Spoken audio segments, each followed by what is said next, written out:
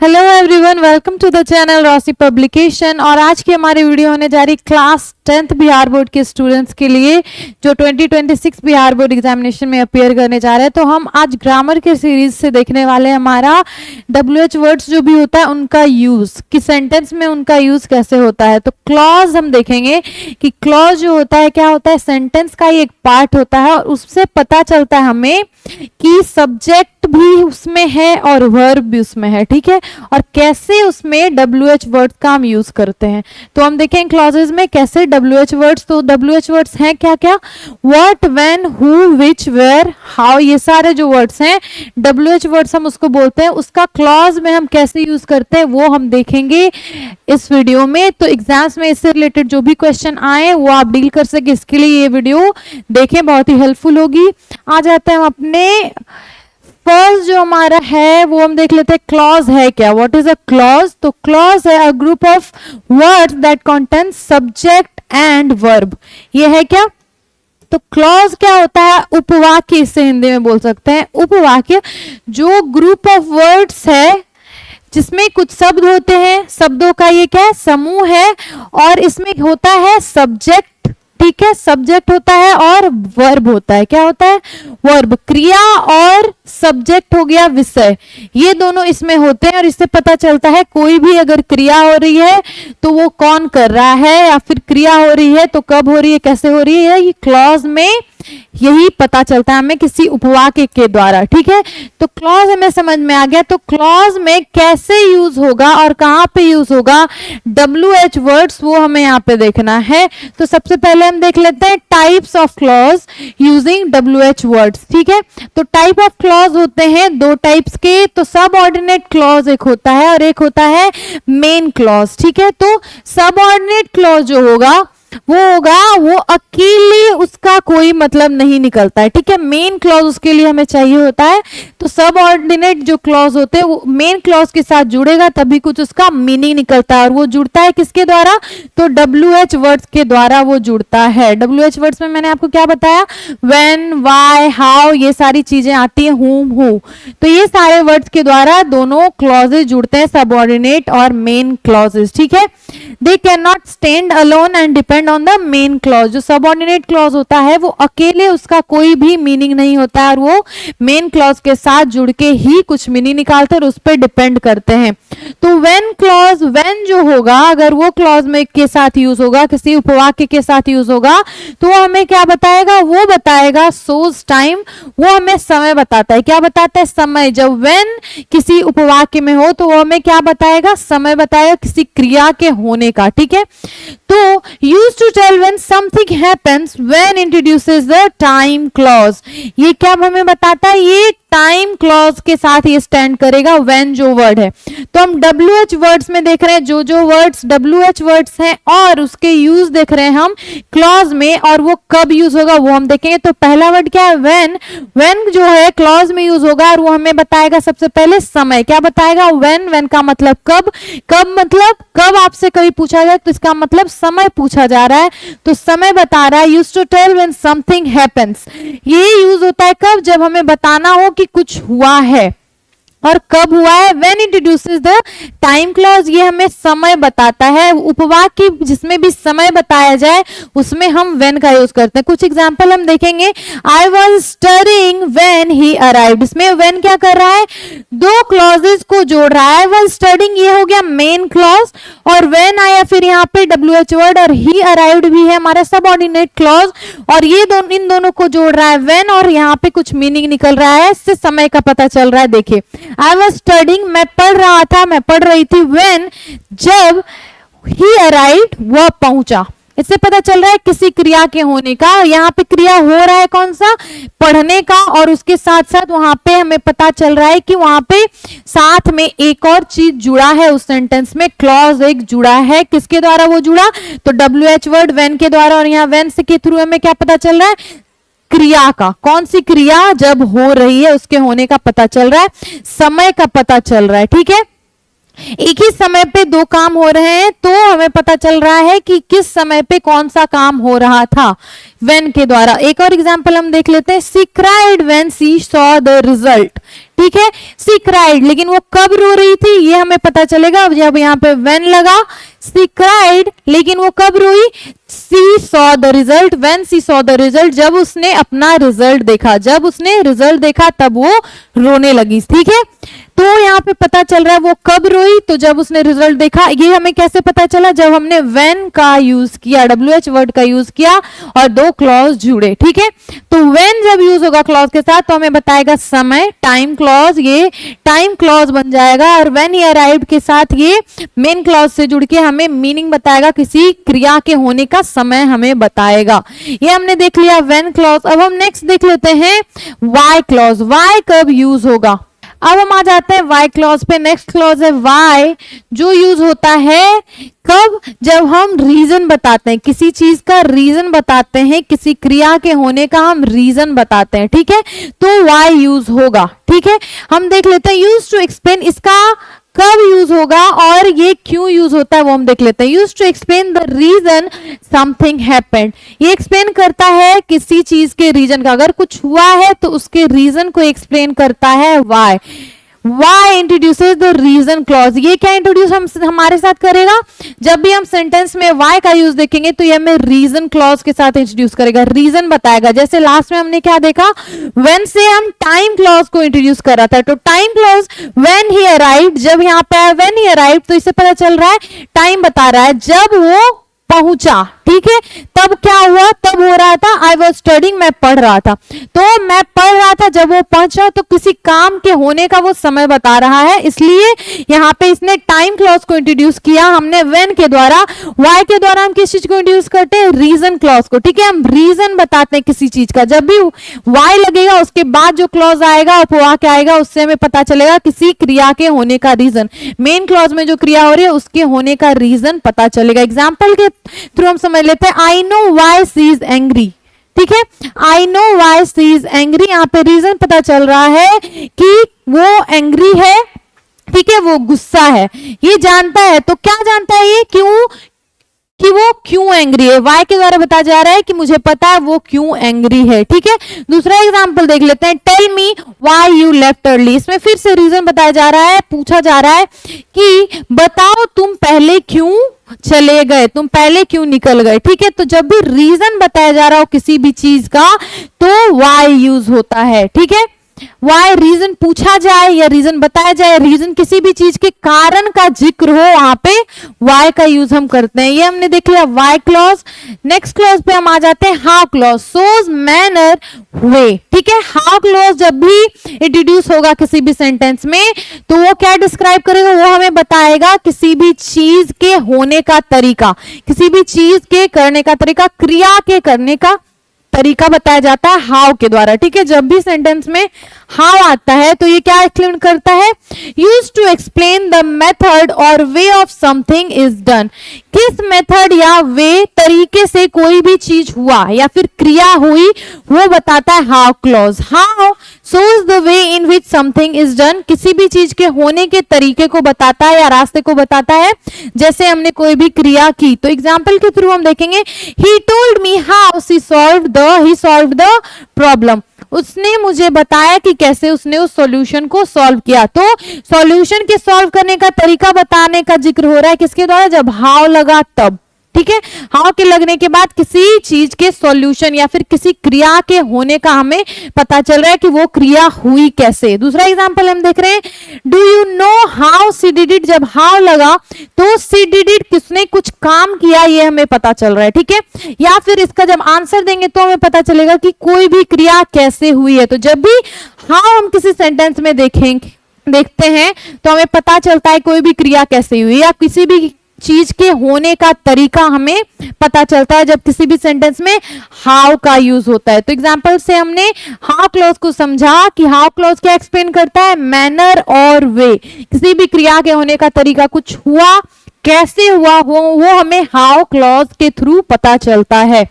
Next type हम देख लेते हैं क्लॉजेस का, जो है व्हाट क्लॉज।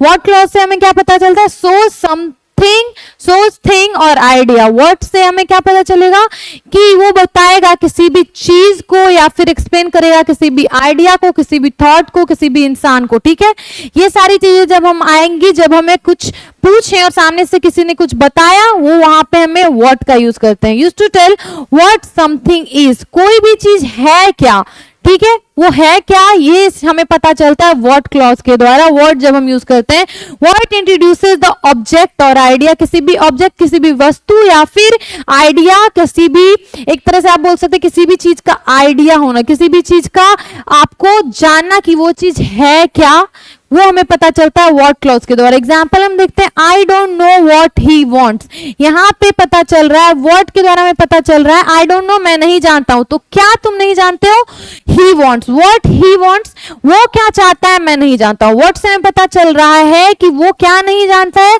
तो व्हाट आया, उसके बाद जो है क्लॉज आया वहां पे, उससे हमें पता चल रहा है मेन क्लॉज का, मेन क्लॉज है क्या, मेन क्लॉज है क्या, वो पता चल रहा है हमें जब व्हाट का हमने सेंटेंस में यूज किया। दूसरा एग्जांपल हम देख लेते हैं, सी told me what happened yesterday, क्या हुआ, क्या आइडिया था या फिर क्या वहां पे हुआ है, वो हमें कैसे पता चल रहा है, जब हमने व्हाट क्लॉज का यूज किया सेंटेंस में। सी टोल्ड मी, उसने कहा, तो उसने क्या कहा, व्हाट हैपेंड यस्टरडे, उसने मुझे बताया कि क्या हुआ, क्या हुआ यस्टरडे, कल, बीते हुए कल में क्या हुआ, उसने उसे बताया। जब हमने सेंटेंस में व्हाट का यूज किया तब हमें पता चला किसी भी चीज के, किसी भी सेंटेंस में क्या हुआ है या फिर क्या वहां पे किस चीज के बारे में बात की जा रही है। ठीक है, तो दो एग्जाम्पल हमने देखे जिसमें हमने किया व्हाट क्लॉज का यूज, और उससे हमें पता चलता है क्या, तो थिंग और आइडिया, कोई भी चीज या फिर उसका आप बता सकते हैं कि उस सेंटेंस में किस चीज के बारे में बात हो रही है, तो हम वहां पे व्हाट क्लॉज का यूज करते हैं। नेक्स्ट क्लॉज है विच क्लॉज, सो चॉइस और ऑप्शन, इसमें आपका चॉइस देखा जाता है या फिर ऑप्शन जो है वो बताया जाता है। ऑप्शंस में से आपको जब चुनना हो कि दो से ज्यादा चीजें या एक से ज्यादा चीजें उसमें से चुनना हो, तो हम विच क्लॉज का यूज करते हैं। Used when there is a selection और स्पेसिफिक आइटम, वहां कब इसका यूज होता है विच क्लॉज का, जब आपको चुनना हो, वहां पे कुछ चीजें हैं जिसमें से आपको एक स्पेसिफिक चीज चुननी है या फिर स्पेसिफिक आइटम चुनना है, बहुत सारे आइटम्स में से एक खास आइटम आपको चुनना हो तो विच का यूज होता है। Which refers to a particular thing from many, बहुत सारी चीजों में एक खास चीज का जब जिक्र करना हो तो हम किसका यूज करते हैं, विच का। एग्जाम्पल के थ्रू हम जानेंगे, आई don't know which dress she bought, तो यहाँ पे बात हो रही है कि इस सेंटेंस में बात हो रही है बहुत सारे ड्रेसेस में से एक किसी ड्रेसेस की जो उसने नहीं खरीदी है, which I don't know which, sorry, जो उसने खरीदी है। ठीक है, यहाँ पे बात हो रही है बहुत सारे ड्रेसेस थे, आप मार्केट जाते हैं बहुत सारे आपके पास ऑप्शंस होते हैं, ठीक है, लेकिन उसमें से एक आपने खरीदी, तो इस सेंटेंस में बात हो रही है बस उस एक पर्टिकुलर ड्रेस के बारे में, एक खास ड्रेस जो आपने खरीदी है उसके बारे में। तो यहाँ पे हमने क्या यूज किया, तो विच क्लॉज का यूज किया ताकि हमें क्या पता चल सके कि हमारा जो चॉइस है या फिर सिलेक्शन है उसका पता चलता है विच क्लॉज जब हम यूज करते हैं। दूसरा एग्जांपल देखते हैं, tell me which book you like, अब हमारे पास 3-4 किताबें मान लीजिए हमने पढ़ी, तो उसमें से कौन सी बुक हमें पसंद आई है ये हम पता करेंगे जब हम सेंटेंस में यूज करेंगे विच का। विच लगाते हैं तो हमें पता चलता है हमने कौन सी बुक पसंद आई है, मतलब हमने कौन सी बुक को सेलेक्ट किया, एक स्पेसिफिक कोई बुक होगी वो हमें विच से पता चलेगी। तो विच जब भी किसी सेंटेंस में लगता है तो हमें क्या बताता है, किसी एक पर्टिकुलर सब्जेक्ट के बारे में या फिर हमने जो ऑप्शन चूज किया उसके बारे में। तो ये हो गया हमारा विच क्लॉज। नेक्स्ट हम देख लेते हैं हमारा वेयर क्लॉज। वेयर हम कब यूज करेंगे वो हम देख लेते हैं। वेयर मतलब होता है कहां, और ये हमें क्या बताता है, सोज प्लेस। वेयर हमें क्या बताता है, किसी भी जगह के बारे में हमें क्या बताएगा, कोई भी काम जहां पे हुआ है, कहां हुआ है वो हमें पता चलेगा अगर सेंटेंस में, तो हम या फिर हमें पूछना है, हमें जिक्र करना है किसी भी सेंटेंस में कि कोई भी क्रिया कहां हुई है, तो हम यूज करते हैं वेयर का। Use to describe the place of action, place of action क्रिया के होने की जगह बताती है। किसी भी सेंटेंस में क्रिया के होने की जब जगह को डिस्क्राइब करना होता है तो हम वेयर का यूज करते हैं। Where introduces place related clause, ये हमें क्या इंट्रोड्यूस करता है, प्लेस रिलेटेड क्लॉज से इंट्रोड्यूस करता है। किसी भी जगह से रिलेटेड। अगर कोई भी काम कहीं पे हुआ है, इसका मतलब किसी जगह पे हुआ है। तो जगह जब भी किसी सेंटेंस में हमें इंट्रोड्यूस करना हो तो हमें वेयर का यूज करना पड़ेगा, वेयर क्लॉज का यूज करना पड़ेगा। प्लेस रिलेटेड क्लॉज का यूज जब हम करेंगे तो वेयर वर्ड का यूज करना पड़ेगा सेंटेंस में। जैसे एग्जांपल है, I remember the house where I was born. तो यहाँ पे क्या पता चल रहा है, किस जगह का पता चल रहा है, जहां पे कोई इंसान पैदा हुआ है उस जगह का पता चल रहा है। तो जगह का पता जब भी सेंटेंस में चलेगा या जिक्र होगा किसी भी जगह का तो वहां पे यूज होगा वेयर। ठीक है, यहाँ पे क्या बोला जा रहा है, आई रिमेंबर द हाउस, मुझे वो घर याद है जहां पे मैं पैदा हुआ, वेयर आई वाज बोर्न। तो इसका मतलब है वेयर वहां पे लगा तो हमें पता चला किसी भी क्रिया, क्रिया क्या हो रही है यहाँ पे, जन्म लेने की क्रिया हुई, एक्शन हुआ, और वहां पे हमें पता चल रहा है कि वो एक्शन हुआ कहां है। तो हाउस यहाँ पे दिया हुआ है, इसका मतलब हाउस वो जगह है जहां पे कोई भी क्रिया हुई, घर वो जगह है जहां पे कोई भी, उसके इस सेंटेंस के अकॉर्डिंग जन्म लेने की क्रिया कहां पे हुई, घर पे। तो वेयर यूज हुआ है वहां पे, कहां के लिए हमने यूज किया, वेयर। यहाँ पे प्लेस रिलेटेड क्लॉज क्या है, वो इंट्रोड्यूस हुआ है वेयर के द्वारा। दूसरा हम एग्जांपल देख लेते हैं, there is a shop where we met. अब हम मिले कहां पे, We met, हम मिले, कहां पे मिले, वेयर हमने लगाया, और हम कहां पे मिले, there is this shop। हम कहां मिले, किसी दुकान पे मिले, किसी शॉप पे मिले। वो हमें पता चल रहा है जब हमने वेयर वर्ड का यूज किया। तो किसी भी क्रिया के होने की जगह का जब हम जिक्र करते हैं या उसके बारे में पूछते हैं तो हमें कौन सा क्लॉज यूज करना पड़ेगा, वेयर क्लॉज यूज करना पड़ेगा, वहां पे वेयर लगाना पड़ता है। ठीक है, ये हो गया हमारा वेयर क्लॉज। नेक्स्ट क्लॉज हम देख लेते हैं हमारा whom क्लॉज। whom क्या होता है वर्ड, ये शो हमें करता है ऑब्जेक्ट पर्सन। ठीक है, हमें ये बताता है किसी भी, आप बोल सकते हैं ऑब्जेक्ट के बारे में, वस्तु के बारे में, लेकिन वे वस्तु क्या है, एक पर्सन होता है। ठीक है, एक पर्सन हुआ, use to refer to the person of action. Person जो भी क्रिया कर रहा है, कोई भी क्रिया जब हो रही है और उसे कोई कर रहा है, लेकिन वो जो पर्सन उसे कर रहा है वो सब्जेक्ट ना होके वो क्या है, ऑब्जेक्ट है, विषय ना होके वो क्या है, वस्तु है, तब हम whom क्लॉज का यूज करते हैं।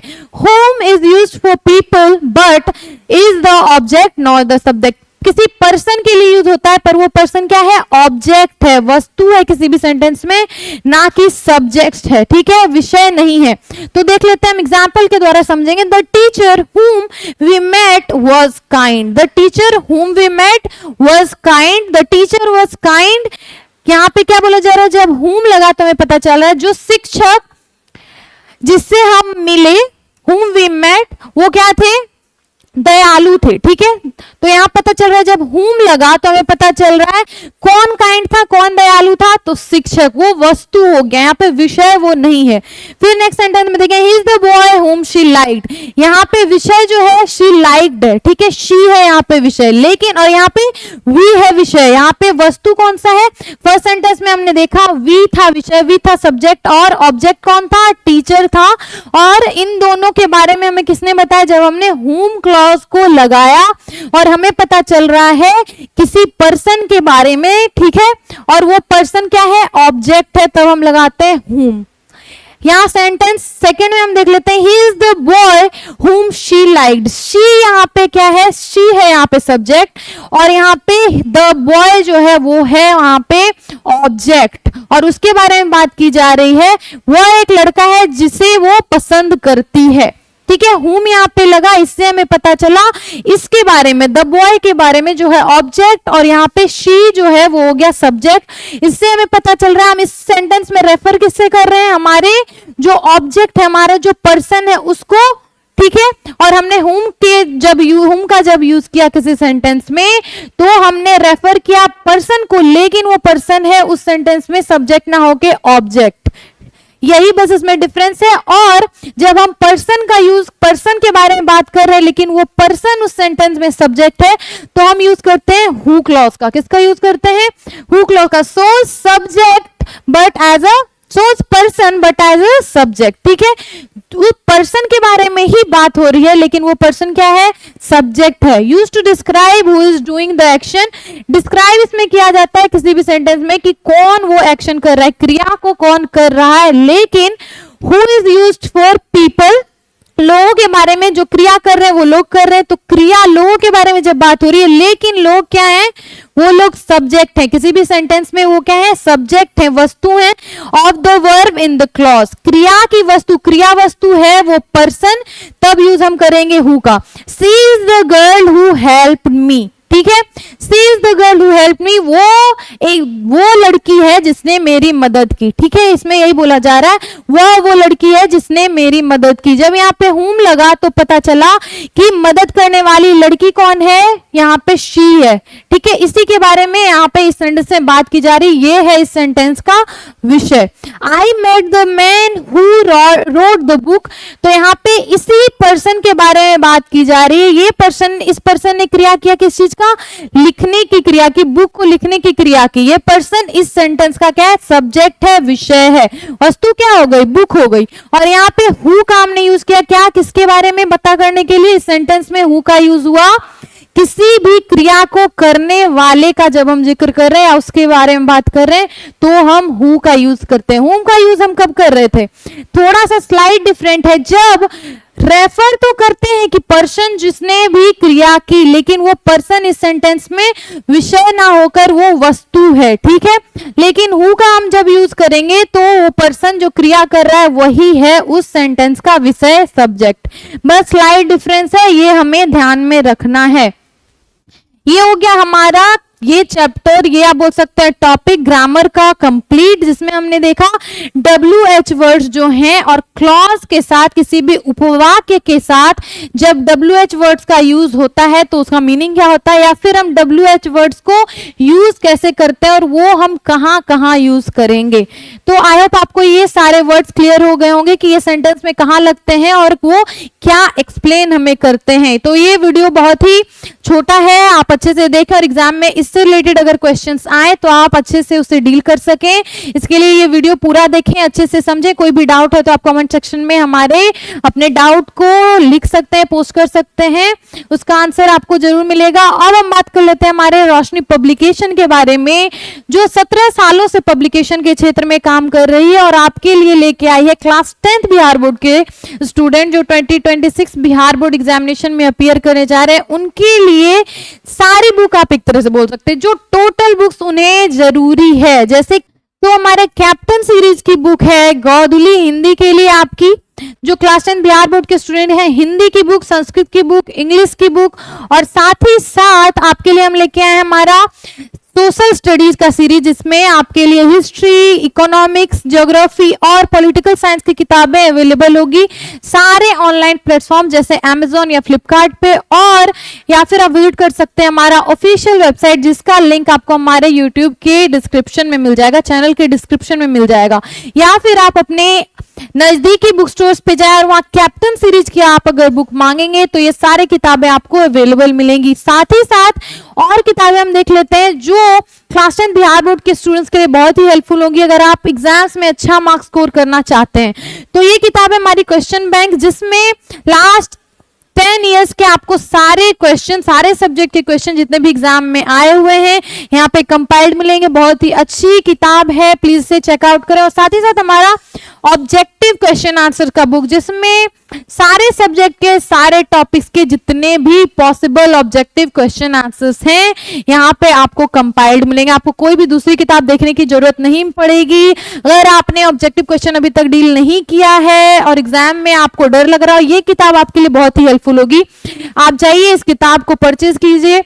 सारे ऑनलाइन प्लेटफॉर्म्स पे अवेलेबल है, हमारे ऑफिशियल वेबसाइट पे भी अवेलेबल है और साथ ही साथ आपके नजदीकी बुक स्टोर्स पे भी अवेलेबल है, जाके आप इससे करें चेकआउट। और lastly thank you so much for supporting, thank you so much for watching our video. Please अगर आपको ये वीडियो अच्छी लगी तो इसे लाइक करें, हमारे चैनल को सब्सक्राइब करें और अपने फ्रेंड्स के साथ शेयर करें। और thank you, lastly thank you so much.